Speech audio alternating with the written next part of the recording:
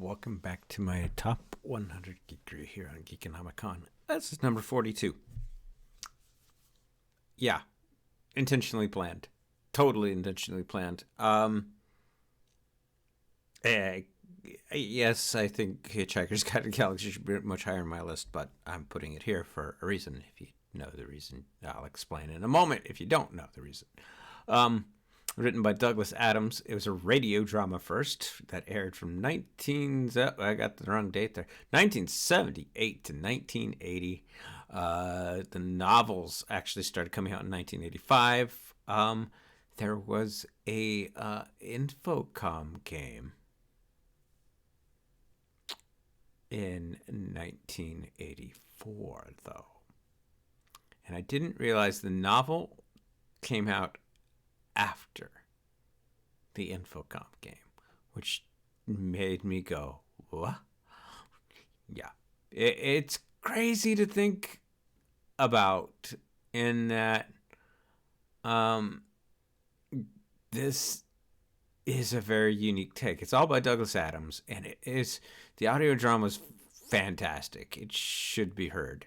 There's a BBC serial of Hitchhikers, and there's a movie which isn't bad either. But the whole thing is madcap. I hold a few authors in high reverence. Terry Pratchett is number one. Richard Adams, Douglas Adams, Margaret Weiss, Tracy Hickman, Stephen R. Donaldson.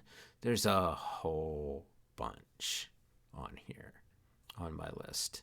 I didn't put Donaldson on here because this is me being positive, and I'll do a special thing on his Chronicles of Thomas Covenant at a later date. And I didn't want it on the list for a specific reason, because we'll talk about that when we get to him. But Douglas Adams created this whole madcap science fiction parody type universe. It was Galaxy Quest before there was Galaxy Quest.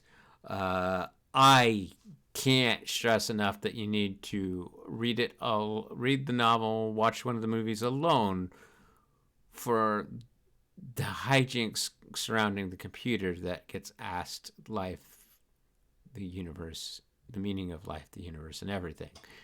To which a computer, of course, is going to bring it down to a math equation, and the answer is 42. Thus, why this is at 42. There's a reverence for it. And so it's the same thing with Don't Panic. This is about the novel, not the movie. I like the movie. The movie's not too bad. But the novel, I just finished rereading it too. It's fantastic. I highly, highly, highly recommend it, especially if you read Terry Pratchett and you haven't read Douglas Adams. Read the other end of the spectrum. Pratchett is fantasy, whereas Adams is science fiction.